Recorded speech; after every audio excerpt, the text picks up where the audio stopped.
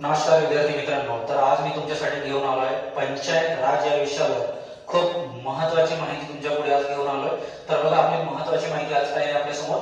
तर बघा, पंचायत राज याच्यामध्ये आपल्याला ग्रामपंचायत, पंचायत समिती आणि जिल्हा परिषद याच्यामध्ये सदस्य किती असतात, यामध्ये प्रमुख कोण असतो, प्रशासकीय प्रमुख याचा कोण असतो, याचा सचिव कोण असतो आणि राजीनामा हे कोणाला सादर करतात या संबंधी माहिती आपल्याला पाहिजे। तर बघा, ग्रामपंचायतची सदस्य संख्या आहे 7 ते 17 एवढी पाहायला मिळते।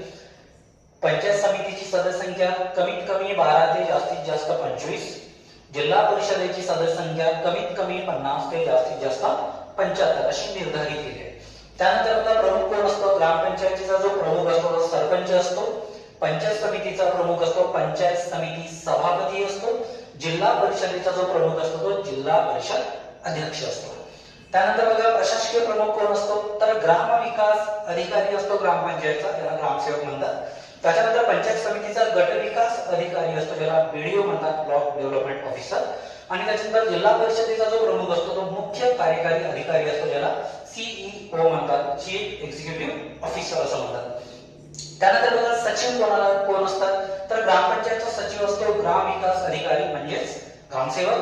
पंचायत समितीचा जो सचिव असतो तो असतो बीडीओ, ब्लॉक डेव्हलपमेंट ऑफिसर म्हणजेच गट विकास अधिकारी।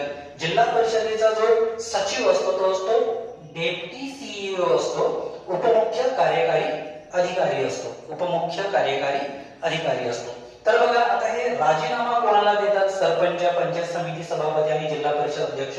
तर सरपंच आपला राजीनामा देतो पंचायत समिती सभापतीकडे, पंचायत समिती सभापती राजीनामा देतो जिल्हा परिषद अध्यक्षाकडे, तर जिल्हा परिषद अध्यक्ष राजीनामा देतो विभागीय आयुक्ताकडे। तर अशा प्रकारे आपण हे पाहू शकतो। तर मित्रांनो, चॅनलवर नवीन असाल तर चॅनलला सबस्क्राईब करायला विसरू नका, लाईक, शेअर आणि सबस्क्राईब करून घ्या। धन्यवाद।